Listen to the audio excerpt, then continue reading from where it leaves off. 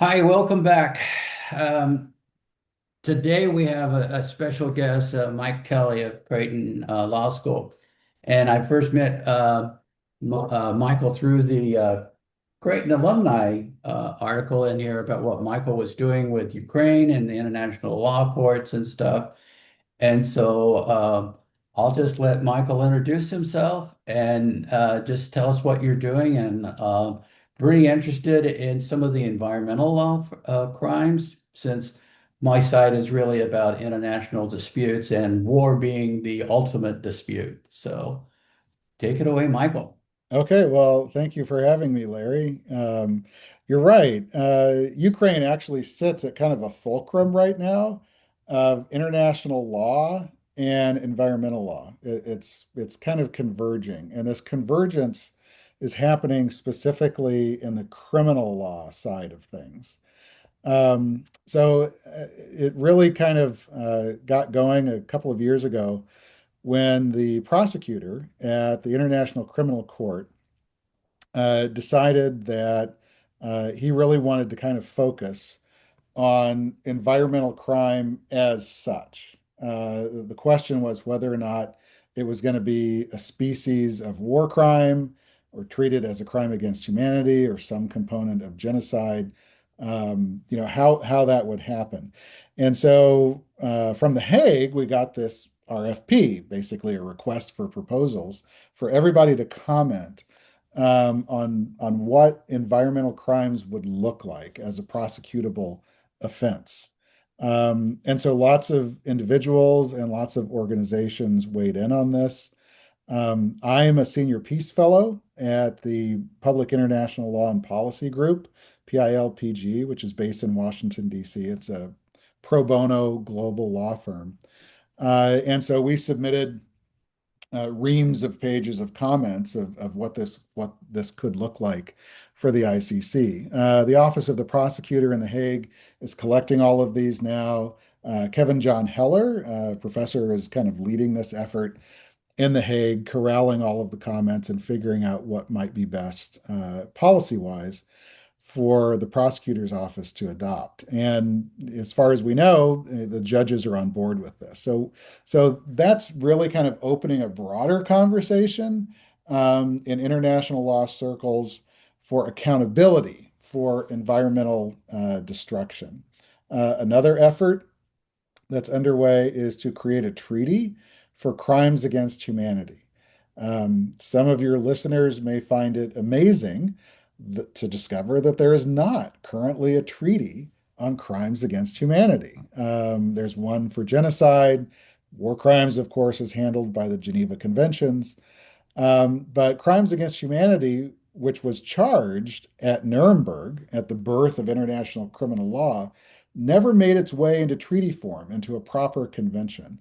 So about 15 years ago, a group of law faculty led by Layla Sadat at Washington University, joined by others like Richard Goldstone and Bill Shabas, started the process of creating a treaty. And this has gone through the Sixth Committee now at the United Nations. It's gone through the ILC process, the International Law Commission, and it's beginning to be reported out. There's a draft treaty on its way to the states to start negotiating. And so there's a working group that's led through the American branch of the International Law Association, again, Professor Sadat, and I'm on this working group. And this working group has produced about a dozen additions to the draft treaty for treaty language. And I co-chaired with Christopher Lenz the working group for new language on environmental destruction in a crimes against humanity treaty. And so the language that we came up with adds a new section to Article 2. Article 2 is the definition of crimes against humanity. And the first part of it says, for purposes of the present articles, crimes against humanity means any of the following acts committed as part of a widespread or systematic attack directed against any civilian population with knowledge of the attack. That's the mens rea element. And then you've got your laundry list of 25 different things that qualify as crimes against humanity.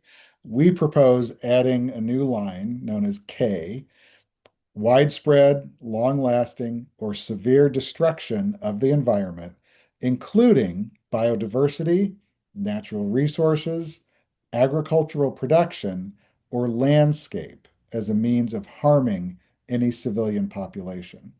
The reason we kind of stretch the elasticity of that language for destruction of the environment to include all of these things is because there's currently treaties in international environmental law that define natural resources, biodiversity, landscape, etc. And we want to co-opt all of that work that's been done into this by reference. And so that's another train that's on the tracks between international law and environmental law. With respect to Ukraine in particular, President Zelensky, who is an amazing political figure, sensed that this was happening, and he wanted Ukraine to be on the front lines of this convergence in the criminal law field between destruction of the environment and international accountability. And so he tasked his prosecutors in Ukraine to start building environmental crimes cases against Russian commanders for environmental destruction in Ukraine. And there has been a ton of environmental destruction in Ukraine. And the ranges in which these things are unfolding now going into the third and fourth year of this war is staggering. Probably the most dramatic is the destruction of the Kakova Dam that sent trillions of gallons of polluted water down the Dnipro River and into the Black Sea. And what happened when that dam was destroyed was destruction of the surrounding forest, depletion, complete depletion of the reservoir and all of the aquatic life in it, and the other life in the forested area that depended upon that on the other side of the dam, wiping out villages downstream. And then during the process of these trillions of gallons of polluted water washing out through the forests and villages towards the Black Sea, because water, of course, will always find its way. That's an inescapable rule. It washed out thousands of landmines that had been planted. And these have floated God knows where, all over the forests and pastures. And the ones who haven't exploded are now live. And people don't know where they are, animals don't know where they are, etc. So that's probably the biggest and most dramatic environmental crime on the range of environmental crimes that Russian commanders have been committing in Ukraine. But there's also very discrete crimes like polluting the rivers, poisoning the rivers literally around the Zaporizhzhia nuclear power plant, burning down forests, uh, amazingly enough, abducting wildlife and animals from Ukrainian zoos and bringing them back into Russia. Yes, that's a crime. And killing dolphins in the Black Sea. That was kind of a surprise to my team and I when we went to Poland up on the Ukrainian border to train these Ukrainian prosecutors, 25 of them, on standing up environmental crimes cases. The local regional prosecutor from Odessa told us about the death of between a fifth and a sixth of the Black Sea cetacean population, which consists of both dolphins and porpoises. These are casualties of the Russian Navy, mining operations, actually Russian military dolphins, killing Ukrainian dolphins, if you can imagine that, and then other war-related injuries. The Ukrainian scientists have determined between 37,500 and 48,000 of these animals have perished out of a population of about 250,000 due to war-related injuries. So President Zelensky wants these Russian commanders prosecuted for environmental crimes as such. He doesn't want that ignored in the process of holding Russians accountable. But here's the tricky part.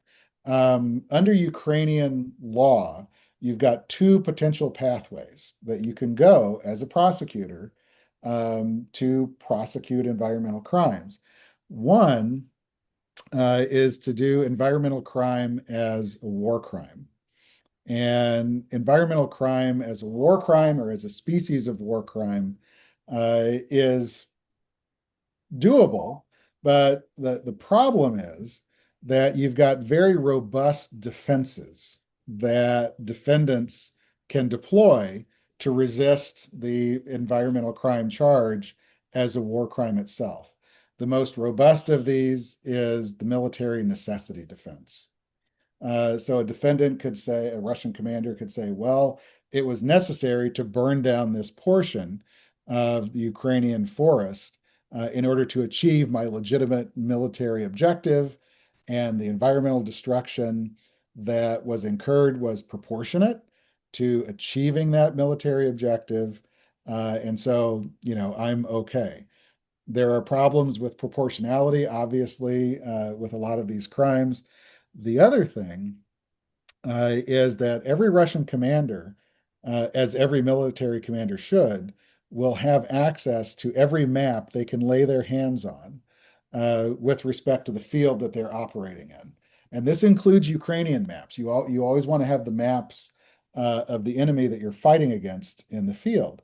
And very prominent and very widely available are Ukrainian geological survey maps of the land area of Ukraine and the sea area of Ukraine. And on these geological survey maps, you have environmentally protected areas clearly marked out. So a Russian commander can't argue that they didn't know that they were in a national forest or they were in a nature preserve or anything like that. And that knowledge raises the scienter level, right? For them carrying out their attacks on the enemy in a war zone. So yes, you can prosecute environmental crimes as a species of war crime, but you've got to deal with the military necessity defense, which is a very robust defense for defendants. The other way that you can prosecute environmental crimes in Ukraine as a form of ecocide. Ukraine is one of only a handful of countries that has an ecocide provision in its law, but it hasn't been used yet, but it's there. And so there is this possibility for Ukraine to go down this road. The question of what constitutes ecocide from a prosecutor's perspective means that you have to get into a little bit of a elemental analysis to kind of tick through all the boxes of intent, right? The intent element is a little bit higher on ecocide that you've got to show as a prosecutor. And so you've got to satisfy the judge that the individual that you're pursuing under Article 441 of the Ukrainian Criminal Code was engaged in this. Article 441 says for ecocide, it includes mass destruction of flora or fauna, poisoning of the atmosphere or water resources, as well as committing other actions that may cause an ecological disaster. And this shall be punishment by imprisonment for a term of 8 to 15 years.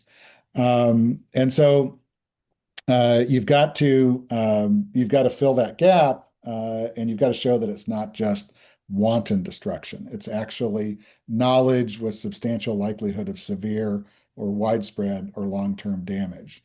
Now, what is severe? What is widespread? What is long-term in the environmental context? This is going to be specific to the environment itself that was destroyed. If we're in an aquatic situation like the Black Sea, how long is the pollution going to last? Is it oil? What were there cleanup efforts? What's the recovery rate? You can make analogies, to oil spills in the Gulf of Mexico. Probably not oil spills in Alaska because those are different kinds of oceanic waters. If it's a forest, what kind of trees were burned down?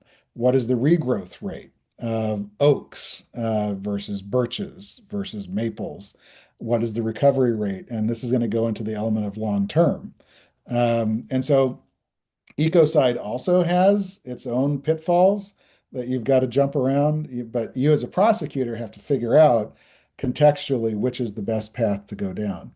The other element kind of underlying both of these is that while Ukraine has quite a few Russian soldiers on hand captured, they don't have a ton of Russian commanders. And so a lot of these trials would have to proceed in absentia. Now, under civil law jurisdictions like Ukraine and frankly most of the legal world, in absentia trials are not a problem. For those of us who live here in the common law world, that's kind of anathema to what we do, right? We like to have the defendant in the dock and presented and confronted with the charges and defending themselves and that kind of thing. So again, that's another element that's kind of layered into this that's rather interesting. So Larry, that's where we are on the confluence of international law and environmental law, and Ukraine really being a leader, I think, in driving this confluence. Yeah, a couple of quick questions. One that you're referencing Ukrainian law. Um, and so depending on how the outcome goes, this may or may not ever happen. But what can the international community do The for, international community can move forward, both with the Crimes Against Humanity Treaty, including the language that we've proposed, and the International Criminal Court. You may recall that 8 months ago, Ukraine joined the Rome Statute, and it officially, became a member of the ICC framework. And the Ukrainian constitution itself imports treaty law as Ukrainian domestic law. So whatever the ICC is doing in the Rome Statute becomes ipso facto Ukrainian law through the Ukrainian constitution and empowers Ukrainian prosecutors.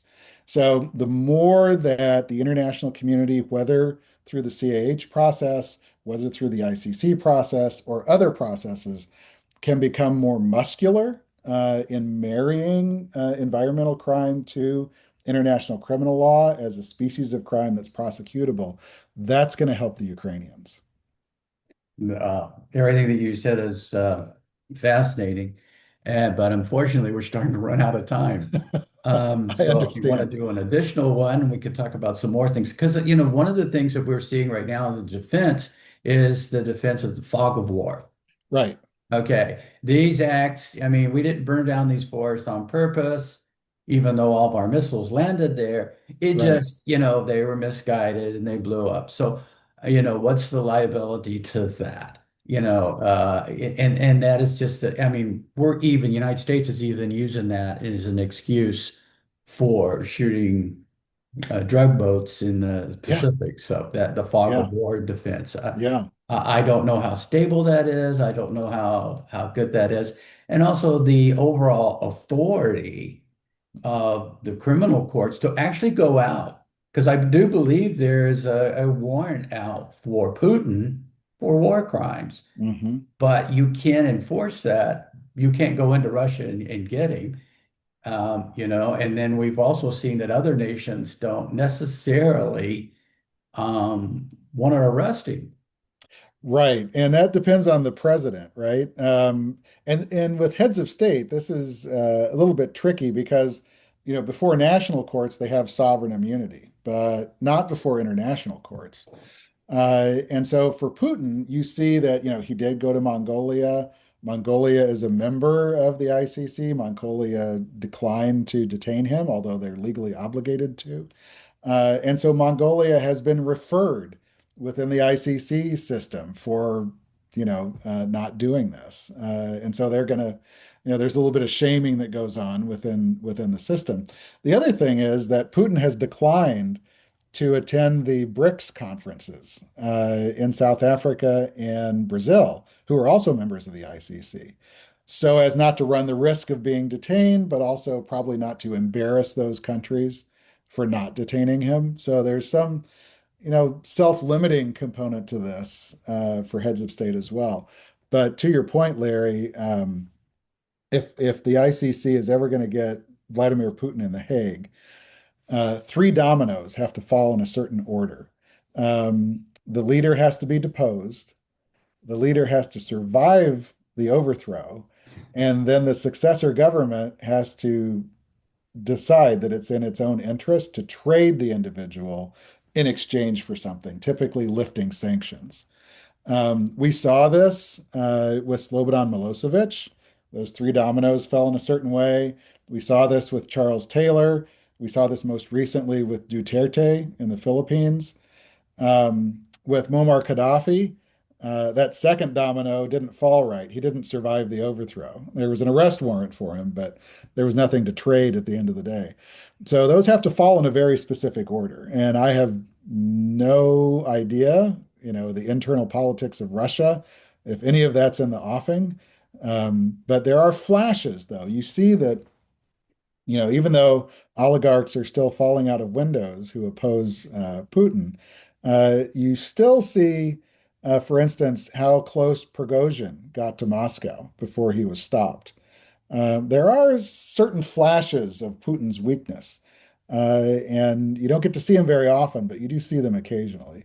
And I don't know what's going on inside Russia, but I would love to see those dominoes fall in that direction so we could have some accountability. And I'm sure President Zelensky does too. Yeah. Well, that's all we have today. If you like the content, please subscribe and hit the bell and do the like. And maybe we can get talk Michael into doing some more of these. So